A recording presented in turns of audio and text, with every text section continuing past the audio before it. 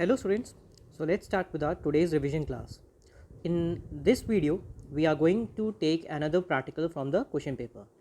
There was this practical that has been asked in 2017 question paper which has been expressed in this manner. अब आप देख सकते हो कि आपके पास जो क्वेश्चन है वो किस फॉर्मेट में दे रखा है. You are given as they are two firms with number of wage earners and average monthly wages with standard deviation, और ये तीन इन्फॉर्मेशन आपको दे रखी है दो फर्म के बारे में, और उसके ब्याह पे आपसे ये तीन क्वेश्चन पुट अप किए हैं. And obviously this question is of total 10 marks, तो ये आपके लॉन्ग क्वेश्चन का प्रैक्टिकल है. इसको सॉल्व कैसे करेंगे, let's start with a proper solution. तो I have first written the all the variables in a particular manner, क्योंकि हमारे पास नंबर ऑफ वेज अर्नर्स दे रखे थे. ऑब्वियसली वो किसको रिप्रेजेंट करेगा, and that is the number of observations. तो फर्म ए में नंबर ऑब्जर्वेशंस कितने हैं 550, एंड फर्म बी में नंबर ऑब्जर्वेशन कितने हो गए 650. Then the other concept that was given in the question was average monthly wages. तो एवरेज मंथली वेजेस ए firm का, तो एवरेज का मतलब क्या होता है, मीन होता है. तो यानी मीन फर्म ए का कितना हो गया 50 और दूसरे का कितना हो गया 45, ये भी हमारे क्वेश्चन में गिवन था. Then there was a word as standard deviation which was given as root 90 and root 120 for firm A and B respectively. The one thing that you have to remember that कि by chance अगर question में word use कर ले variance या variance, तो ऐसे case में याद रखेगा variance is the square of standard deviation. This has to be remembered. कई बार बच्चे कंफ्यूज आते हैं कि अगर वेरियांस वर्ड होगा तो याद रखेगा वो स्टैंडर्ड डेविएशन का क्या है, स्क्वायर है. तो आपको पहले से उसको क्या करना पड़ेगा, रूट करना पड़ेगा. यहाँ पे क्वेश्चन हमें स्टैंडर्ड डेविएशन ही गिवन है, तो हम इसका स्क्वायर रूट नहीं करेंगे. एज इट इज़ ये नंबर को अपने क्वेश्चन में क्या करेंगे, यूज़ करेंगे. As in the first part, the question says that which firm A और B pays larger amount as a monthly wages. मतलब ये क्या कह रहा है कि फर्म A और B को अगर दोनों में कंपेयर किया जाए कौन सबसे ज़्यादा पे आउट पे कर रहा है, यानी what is the actual sum that has been paid और डिस्ट्रीब्यूटेड. तो आपको सिर्फ टोटल सम चाहिए होता है, और टोटल सम के लिए आपका मतलब क्या हुआ, mean multiply by N number observation. होगा कि नहीं होगा.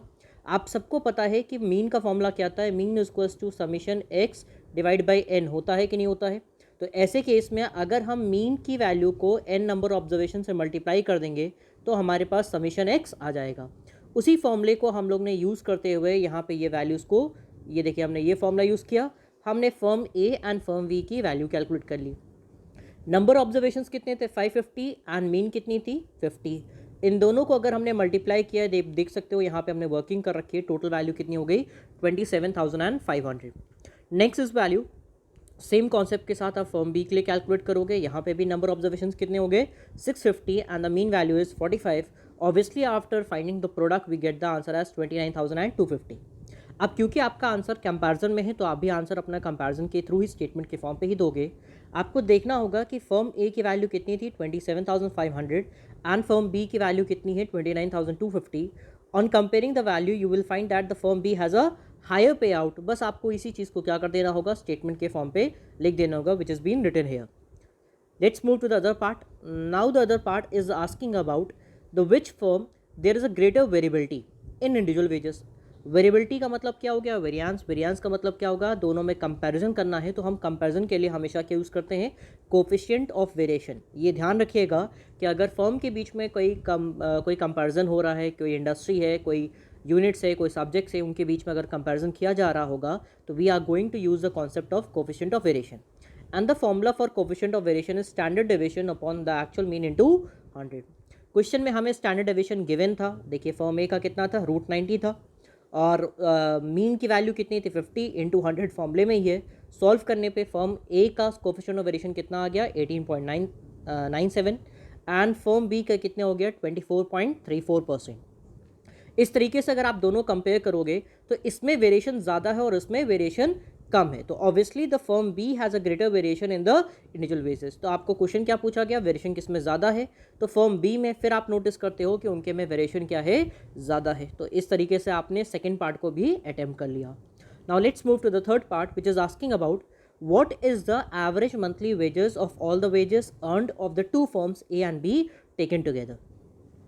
अब कोई दो कॉन्सेप्ट के एवरेज निकालना है, तो एवरेज का पहली चीज़ क्या मतलब हो गया, मीन हो गया, क्योंकि दोनों को ऐड करके, यहाँ पे देखिए वर्ड ना टेकन टुगेदर, दोनों को एक साथ लेकर के एवरेज की बात कर रहे हो. Obviously it is asking for the combined mean. तो कंबाइंड मीन का फॉर्मूला मैंने इसके पहले भी स्टडी आपको कराया, and here is a particular formula. आपको क्या करना होगा, n1 mean 1 multi plus n2 of mean 2, मैंने यहाँ पे 2 लिख दिया है, n2 and mean 2 upon n1 plus n2। इस हिसाब से आपने सबकी वैल्यूज़ को प्लेस कर दिया, एंड प्लेस करने के बाद final answer is how much, 47.29। That means if we have taken the firm A and B on a combined basis, their average pay is going to equal to 47.29. Hope this point is clear to everyone. One more thing that I want to tell during this video that कि हमारे कुछ एक दो पहले के videos में थोड़ी सी calculation mistake हो गई है। इफ़ पॉसिबल आप उसको जब नोट करते हो तो उसको अपने खुद से कैलकुलेटर से एक बार कैलकुलेशन चेक करो। The concept is right, the working is right, the only thing is that कि एक दो जगह कहीं साइन मिस्टेक हो गई है या कैलकुलेशन मिस्टेक हो गई है। I am hoping that every one can rectify this on their own. Thank you students and stay safe.